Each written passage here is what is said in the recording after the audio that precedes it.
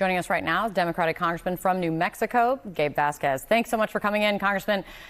A judge blocking this order that Donald Trump obviously making very clear they are going to be appealing, and this will continue its way through the courts. You've called the move by the president egregious.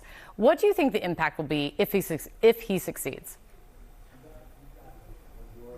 Thank you, Kate. It's great to be on today. Well, look, I don't think the president is going to succeed. I've said this before, but the president can't rewrite the Constitution or eliminate an amendment with the stroke of a pen. That is simply not a power that he has. And I have confidence in the courts that they're going to make the right decision as this moves up the chain to block not just terrible policy, but also bad politics. I think most Americans agree that the Constitution, which I swore to uphold, is something that is sacred to this country. I want to ask you also about the new reporting coming from our Priscilla Alvarez, who was just talking to John. The White House putting out photos this morning of deportation flights that are now underway and saying and showing something that is new, that they are now using military aircraft, Pentagon assets, to deport migrants back to their country of origin. Here are some of the photos we're showing our viewers right now, put out by the White House press secretary. What's your reaction to that? Well, look, I represent 180 miles of the U.S.-Mexico border. I've been down on the ground on the front lines with both the National Guard, Border Patrol, Customs and Border Protection. And I can tell you that their focus should really be on interdicting drugs such as fentanyl that come into this country. That's why I introduced a bipartisan bill called the Stop Fentanyl Act. This was actually causing harm to Americans. And the majority of these drugs are being trafficked through our ports of entry. I would say that that would be a better use of federal resources in terms of the things that are actually causing harm to the majority of Americans. And I think the president had said in the past that he's going to target violent felons for deportation under his purview and executive orders that he's issued. This is just the opposite. Federal resources right now should be focused on those violent criminals and all other folks who should be targeted. I think we can all agree as Americans that those folks should be out of our communities and our neighborhoods. But this is the wrong-headed approach to using federal resources that doesn't help improve the quality of life as Americans, which is also what the president should be focused on. Donald Trump ran on aggressively cracking down on illegal immigration, and he won on this being one of the big issues he ran on. We saw that throughout the campaign. If what he's doing so far fits into the category of promise made, promise kept, what do you do with that, Congressman?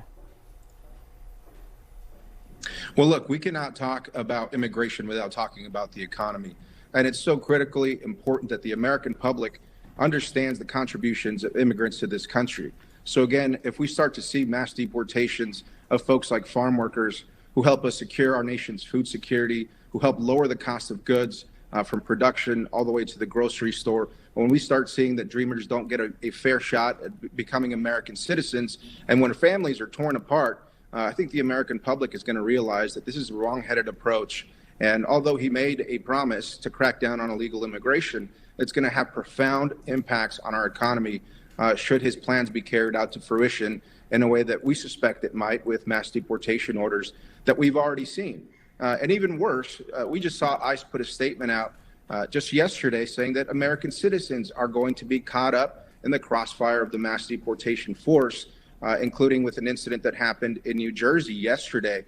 So this is going to violate the fundamental constitutional rights of not just immigrants who are caught up in this process, some who have legal status, some who don't, but also everyday American citizens. And so I'm terribly worried about the type of profiling that we're going to see in this country. You represent one of the most Latino districts in the nation. In this election, just looking back a hot second, in this election, Donald Trump made more inroads with Latino voters, winning 46% of Latino vote this time, which is a significant jump from the 2020 election and the Latino vote, the Latino support he had then. What have you learned from that? What have you heard from your constituents? What's the message? Well, sure. Well, look, I'll start by saying I am a proud Mexican American that represents one of the largest border districts in the country. And I was able to win in a Trump district because I treated Latinos the same as I treated any other group of voters. The issues that really matter to them or the rising cost of goods, the inability to be able to purchase a home, not being able to afford car insurance, not being able to send their kids to after-school programs. These are the issues that are impacting and affecting all Americans. And so I didn't separate those issues as either Latino issues or other issues. And that was really important for me. So folks in my district, especially the Hispanic community, have the confidence that I'm going to focus on the solutions here in Congress, which I did during my first term, including a package of bipartisan immigration and border security bills that target the cartels, target the human smugglers, target the coyotes, at the same time also helping to improve and support international trade at our ports of entry and creating jobs along the border. I think that was a big key to me not losing the Latino vote as we saw around the country. We'll see if that, if the lessons you have, the message you have heard from your constituents, if that is also filters through the rest of the Democratic Party going forward. Gabe Vasquez, thanks so much.